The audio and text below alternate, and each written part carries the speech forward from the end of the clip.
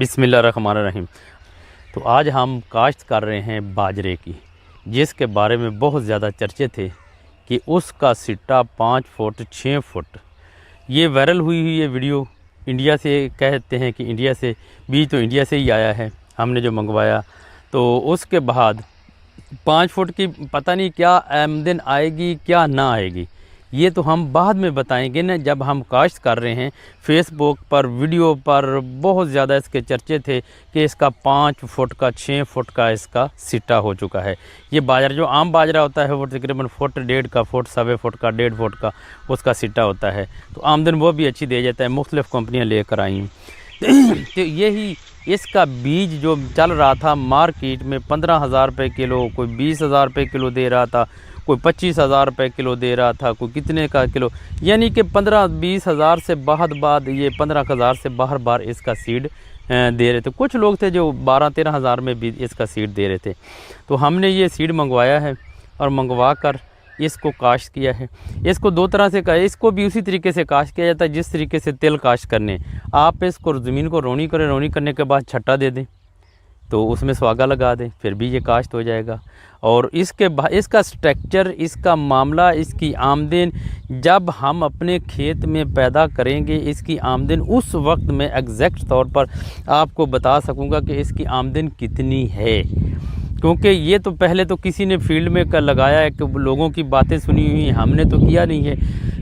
अल्हम्दुलिल्लाह मैं कोशिश करता हूँ जो चीज़ नहीं हो वो पहले मैं अपने आप पर अपने खेत में लगाऊं, चाहे वो थोड़ी सी लगाऊं, 2 कनाल में लगाऊं या एकड़ में लगाऊं या 2 एकड़ में लगाऊं। उसके बाद इंशाल्लाह वो आपको तक शेयर की जाती है कि मेरे पास इसकी आमदनी ये है, ये आगे आपकी मर्ज़ी होगी।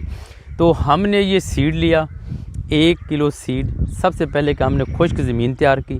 खुश्क ज़मीन तैयार करने के बाद ये 14 इंच का बेड, 14 इंच की इसकी पानी की फ़्लो है। तो आप स्क्रीन पर देख लें, इसको लगा रहे हैं किस तरीके से लगाना है और इसका बीज कैसा है।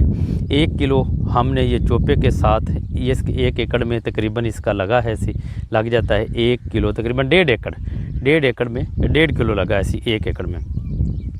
तो हमने करीब से लगाया है कि पहली बार सी इसको लगाने की, ताकि ये ज़्यादा इसका फासला ना हो जाए। अगर इसकी छिदराई करनी हुई, जब जर्मिनेशन हो जाएगी तो उसके बाद हम इसकी छिदराई करें। छिदराई का मतलब होता है कि पौधे से पौधे का फासला एक्यूरेट करना, दरमियान वाला पौधे को उखाड़ देना। तो ये हमने पहले पानी लगाया, वो आपने स्क्रीन पर देखा है। फिर इसमें चोपे लगा रहे हैं। चोपे में से भी 2 दाने 3 दाने, कोशिश हमने की थी कि 2-3 दाने इसके लगें, लेकिन मुझे जो बीज ज़्यादा लगा है ना, तो ये लेबर ने लगाया ज़्यादा है। जब इसकी जर्मिनेशन हो जाएगी उस वक्त असल पता चलेगा कि कितने कितने बीज उन्होंने लगाए हैं। तो और इसके बाद इसका फिर भी पता चलेगा कि ये झाड़ कितना बनाता है, ये टिलरिंग कितनी करता है, ये ज़्यादा बूटा मारता है या नहीं मारता है। ये सारा हम आपको दिखाते रहेंगे गाह बगा जैसे जैसे इसकी जर्मिनेशन होगी। और ये है 3 अप्रैल 3 मई 2023 का दिन है जब हम इसको काश्त कर रहे हैं। तो इसके बाद इसकी जर्मिनेशन भी बताएंगे कितनी है। इसके नीचे मैंने कोई किसी किस्म की कोई खाद नहीं डाली। जब हम खेलियों पे लगाते हैं तो इसकी जर्मिनेशन हो जाएगी। इसके बाद हम इसको खाद देंगे, बजरिया फर्टिलाइज़र जो भी देनी हो सी जो भी होगी वो हम ड्रम के ज़रिए देंगे, ताकि इसको हम अपने हिसाब से जैसे जैसे ये बढ़ोतरी करेगा उसके साथ साथ हम इसको खाद देंगे। खाद इसमें साफ ज़रिए है जी, DAP जिसको फास्फोरस में होती है, और पोटाश, जिंक, ये मैं खादें इसको इंशाल्लाह अल्लाह के हुक्म से पूरी की पूरी मुकम्मल दूंगा, ताकि हमें पता चल सके कि ये कितनी आमदन दे सकता है। और एक सिट्टा जो है उसका भी पता चल जाएगा कि इसके साइज़ सिट्टे का कितना है और एक सिट्टे से कितनी हम हासिल कर सकते हैं।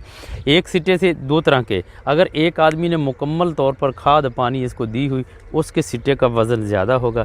एक आदमी इस पर खाद पानी नहीं देता सही तरीके से, उसके सिट्टे का वज़न कम होगा। तो ये थोड़ी सी मालूमात थी जो आपको दे।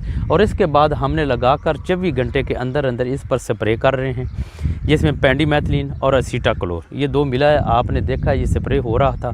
तो इस तरीके से एक लाइन पे टी जेट न्यूज़ल के साथ आपने इसको स्प्रे करना है। और इसका जड़ी बूटी उस जगह पर कामयाब, जब तक ये इसका वातर चढ़ा हुआ है ना, वातर है जहाँ पर, वहाँ तक इसकी जड़ी बूटी नहीं उगेगी। जो खुश्क ज़मीन है वहाँ पर उगेगी। खुश्क ज़मीन में अगर बारिश आ गई तो जल्दी जड़ी बूटी उगेगी, अगर ना आई तो लेट जड़ी बूटी उगेगी, इसमें जड़ी बूटी उगेगी।